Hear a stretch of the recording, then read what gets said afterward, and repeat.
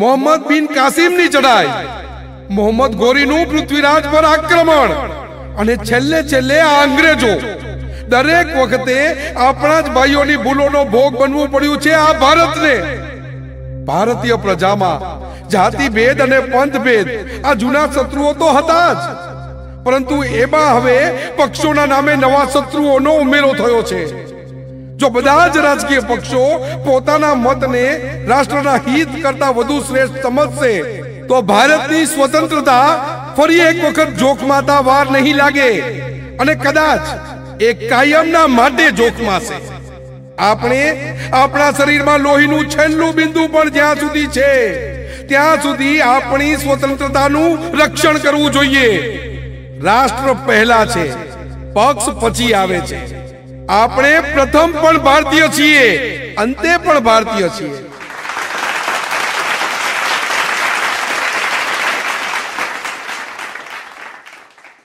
મારું જીવન ચરિત્ર તમે અનેક રીતે ગ્રંથસ્થ કર્યું, તમે કંઠસ્થ પણ કર્યું, પરંતુ હૃદયસ્થ કેટલાય કર્યું. મેં સમગ્ર સમાજ અને દેશની સેવા હૃદયની ઉર્મિઓથી કરી છે. જ્યારે તમે લોકો તો સ્વહિત માટે જ સ્વાર્થી મગજ ચલાવો છો. હવે સમય નથી. વાણી વિલાસ નહીં, કાર્ય સિદ્ધિ કરો, વિષય નિષ્ણાત બનો. તમે લોકો પોતાને જ બુદ્ધિશાળી માની પોતાના જ વધામણા માટે વલખો છો. સમાજના શક્તિશાળી બુદ્ધિશાળીઓને તમે સ્વીકારતા નથી. રાજકારણમાં તમે પક્ષના પ્યાદા બની જાઓ છો.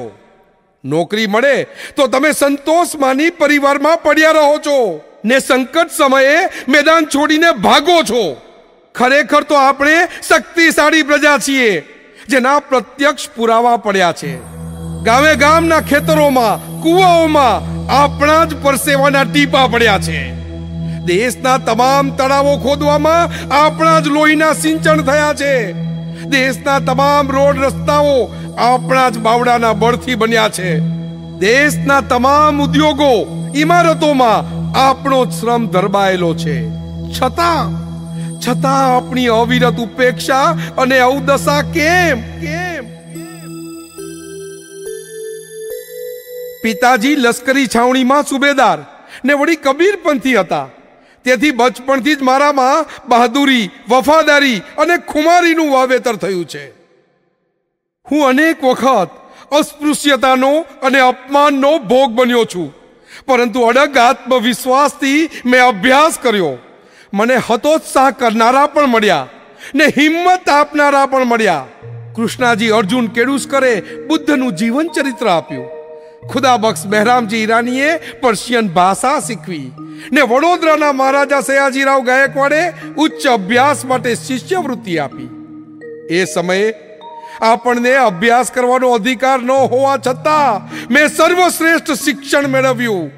MA, MSc, PhD, DSc, LLD, D.Litt, બાર એટલો વિદેશમાં અર્થશાસ્ત્ર અને કાયદાશાસ્ત્રની પદવીઓ મેળવી સાબિત કરી આપ્યું કે શિક્ષણ એ કોઈનો ઇજારો નથી. માનવ જાતના અધિકારોને ધ્યાને લઈ 30 જેટલા પુસ્તકો લખ્યા, 4 અખબારો પ્રસિદ્ધ કર્યા, શિક્ષણ માટે મહાવિદ્યાલયોની સ્થાપના કરી, શિક્ષણ જગત માટે અનેરું અનોખું કામ કરી સંદેશ આપ્યો. શિક્ષિત બનો, શિક્ષિત બનો, શિક્ષિત બનો. મેં પીડિત લોકોના પ્રશ્ને જીવનભર જેહાદ જગાવી, સંગઠનો બનાવી સત્યાગ્રહો કર્યા, સ્વરક્ષણાર્થે સમતા સૈનિક દળની સ્થાપના કરી, સંગઠન અર્થે રાજકીય પક્ષ શરૂ કર્યો, તેમજ 3 લાખ લોકોના સમૂહ સાથે બૌદ્ધ ધર્મનો અંગીકાર કરી જગતને સંગઠનનો અદ્ભુત પરચો બતાવ્યો અને સૂત્ર આપ્યું, સંગઠિત બનો, સંગઠિત બનો, સંગઠિત બનો. મારું સમગ્ર જીવન સંઘર્ષમય વીત્યું છે. શિક્ષણ મેળવવા સંઘર્ષ, વડોદરા રાજ્યમાં નોકરી દરમિયાન સંઘર્ષ, અખબારો ચલાવવા સંઘર્ષ, અછૂતોના અધિકારો માટે સંઘર્ષ, સત્યાગ્રહોનો સંઘર્ષ, પૂના કરાર, બંધારણની રચના, હિન્દુ કોડ બિલ, રાજકીય પક્ષની સ્થાપના. આમ પૂરું જીવન સંઘર્ષમય વીત્યું છે, જેના પરિપાક રૂપે સંદેશ આપ્યો, સંઘર્ષ કરો, સંઘર્ષ કરો, સંઘર્ષ કરો, સંઘર્ષ કરો. આમ મેં જીવન સૂત્ર આપ્યું, શિક્ષિત બનો, સંગઠિત બનો, સંઘર્ષ કરો. વડોદરા રાજ્યમાં મારી સચિવ પદે નિમણૂક થઈ. અછૂત હોવાના કારણે મને કોઈએ મકાન ન આપ્યું. તેથી વડોદરાની પારસી હોટલમાં મેં આશરો લીધો. અછૂત હોવાની તે લોકોને ખબર પડતા મારું ભયંકર અપમાન કર્યું. હું રડ્યો, હું ખૂબ રડ્યો, ચોધાર આંસુએ રડ્યો.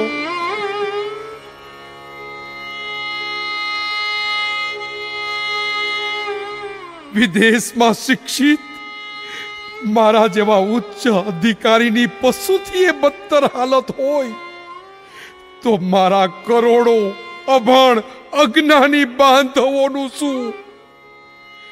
મેં મનોમન પ્રતિજ્ઞા કરી, અસ્પૃશ્યતાના આ ભયંકર કલંકને હું મિટાવીને જંપીશ. મુંબઈ પરત આવી અછૂતોના ઉદ્ધારની લડાઈ શરૂ કરી. સત્ય સમજાવવા જાહેર સભાઓ યોજી, જમીરને જાગૃત કરવા શબ્દોના ચાપખા માર્યા. તમારા દુખી અને દિનતા ભર્યા ચહેરા જોઈ મારું હૃદય ફાટી જાય છે. તમે આવા દુખી જીવનથી દુનિયાના દુઃખ દર્દમાં શા માટે વધારો કરો છો? તમે જન્મતાની સાથે જ માના ગર્ભમાં જ મરી કેમ ન ગયા?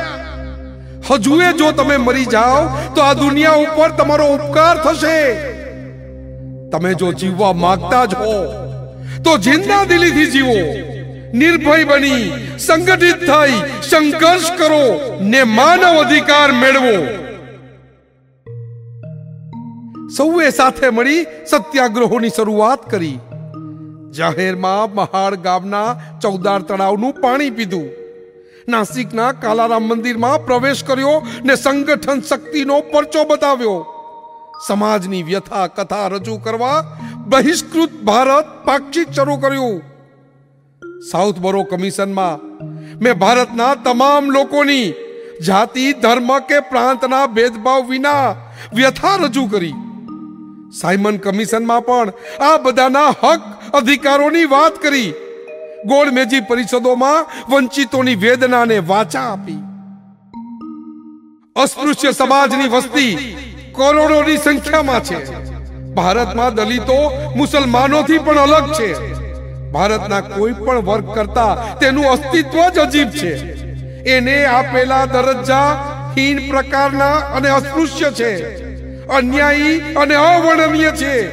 આ પ્રશ્નોનો નિકાલ થવો જ જોઈએ. આ લોકોને માનવ અધિકારો મળવા જ જોઈએ. બ્રિટિશ સરકારે મારી બંધારણીય સંરક્ષણોની માગણી સ્વીકારી, પરંતુ ગાંધીજીએ આ બંધારણીય સંરક્ષણો સામે આમરણાંત ઉપવાસ શરૂ કર્યા. દુઃખની વાત એ છે કે ગાંધીજીનો જીવ બચાવવા પૂના કરાર થયા અને બેવડા મતાધિકારના સ્થાને અનામત બેઠકોનો કરાર અમલમાં આવ્યો. જો બેવડા મતાધિકારનો અમલ થયો હોત તો કાયમ પંચાયતથી લઈ પાર્લામેન્ટ સુધી એક સમતામૂલક સત્તા હોત. મને સમજાઈ ગયું કે વર્ણ વ્યવસ્થા કે છૂતાછૂત એ સસ્તા મજૂરો મેળવવાનું ષડયંત્ર છે. હું જીવનભર જજુમ્યો છું તમારા ઉદ્ધાર તરતે. તમારા જેવા કરોડો ભાંડુઓની ચિંતામાં હું મારા પુત્રો, પત્ની કે પરિવારનું ધ્યાન રાખી શક્યો નહીં. પુત્ર ગંગાધર, રમેશ, રાજરત્ન અને દીકરી ઇન્દુ, ચાર વહાલસોયા સંતાનો ગુમાવ્યા. મારી ધર્મપત્ની રમાબાઈનું અકાળે અવસાન થયું. હું ભાંગી પડ્યો. ફિનિક્સ પંખીની જેમ ફરી બેઠો થયો. પારાવાર પરિશ્રમ વેઠી બંધારણ સભામાં પ્રવેશ મેળવ્યો. અધ્યક્ષ પદે ચૂંટાયો. 2 વર્ષ 11 માસ ને 18 દિવસની અગાધ કામગીરીની ફલશ્રુતિ સ્વરૂપે 26 જાન્યુઆરી 1950 રોજ ભારતના બંધારણનો અમલ થયો.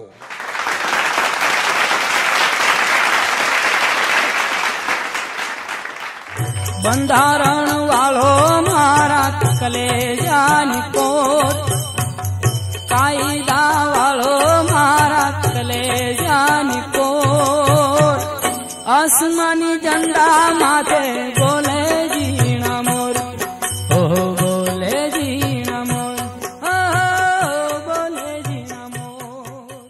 આ બંધારણ અમલમાં મૂકવા જેવું છે, તરલ છે. યુદ્ધના સમયે દેશને એકત્ર અને અખંડિત રાખવા સમર્થ અને શક્તિમાન છે. આ નવીન રાજ્ય બંધારણ વ્યવસ્થિત રીતે ન ચાલે તો તે માટે બંધારણનો દોષ નહીં હોય, પરંતુ અમલ કરનારા ઉચિત અમલ કરી શક્યા નથી તેમ કહેવું પડશે. બંધારણની નિષ્ફળતાની જવાબદારી મનુષ્ય સમાજમાં રહેલી અધમતાને જ આભારી છે એમ માનવું પડશે. આપણા દેશમાં વ્યક્તિ પૂજા અને ભક્તિનો મહિમા અપાર છે. ધર્મમાં ભક્તિ એ આત્માની મુક્તિનો માર્ગ કદાચ હશે, પરંતુ રાજકારણમાં ભક્તિ કે વ્યક્તિ પૂજા અધોગતિ લાવે છે. એ સરમુખત્યારશાહીનો માર્ગ છે, એમાં શંકાને સ્થાન નથી. ભારતીય જનજીવનમાં સમાનતાનો સંપૂર્ણ અભાવ છે. તેથી આપણે સમાનતાની સ્થાપના કરવી જ પડશે, નહીતર વિષમતાનો ભોગ બનેલા લોકો આ લોકતંત્રના મહેલને ધ્વસ્ત કરી નાખશે. મેં તનતોડ મહેનત કરી તમારા માટે, રાષ્ટ્ર માટે, પરંતુ બધા જ રાજનેતા મારી વિરુદ્ધ રહ્યા. મારી ભૂમિકાની દેશવાસીઓને સમજ જ ન હતી. તેમ છતાં હું કાયમ રાષ્ટ્રહિતને જ પ્રાધાન્ય આપતો રહ્યો. કાયદા પ્રધાન તરીકે ભારતીય નારી સમાજના ઉત્થાન અર્થે પાર્લામેન્ટમાં મેં હિન્દુ કોડ બિલ રજૂ કર્યું. મારા ભયંકર વિરોધ વચ્ચે સંસદના સેન્ટ્રલ હોલમાં દેશના 42 ધર્મ ધુરંધરોને મેં પડકાર ફેંક્યો. મારી દલીલો, મારા તર્ક સામે કોઈ ટકી શક્યું નહીં. મારા સત્ય પ્રકોપે જાણે બળતામાં ઘી હોમ્યું. રૂઢિવાદીઓના પ્રચંડ વિરોધે બિલ પરત ફર્યું ને મેં કાયદા પ્રધાન પદેથી રાજીનામું આપી દીધું. મોડે મોડે, ટુકડે ટુકડે બિલ પાસ થયું. ભારતીય નારીઓનો ઉદ્ધાર થયો. મેં દેશવાસીઓ માટે આંતરજ્ઞાતીય લગ્ન, પુનઃ લગ્નનું પ્રાવધાન કર્યું ને મારી જાતથી જ તેનો અમલ કર્યો. મારી કાર્ય પદ્ધતિ અંગે સર્વત્ર નારાજગીઓ વધવા લાગી. મેં સ્પષ્ટ કહ્યું, હું સંપૂર્ણ નિષ્ઠાપૂર્વક માતૃભૂમિની, રાષ્ટ્રની સેવા કરવા સમર્પિત છું. હું કોઈ ધૂળનું ઢેફું નથી કે પાણીની ધારથી ધોવાઈ જાઉં. હું તો એક અડીખમ ખડક સમાન છું, જે કદાપી ઓગળે નહીં, પરંતુ નદીના જોરદાર પ્રવાહને પણ વહેણ બદલવાની ફરજ પાડે. દેશની સંસ્કૃતિ, ઇતિહાસ તેમજ પરંપરાને નુકસાન ન પહોંચે અને દેશનું વધુમાં વધુ હિત જળવાઈ રહે તેની કાળજી લઈ 3 લાખ લોકો સાથે ભારતની જ ભૂમિનો ધર્મ, બૌદ્ધ ધર્મનો અંગીકાર કર્યો.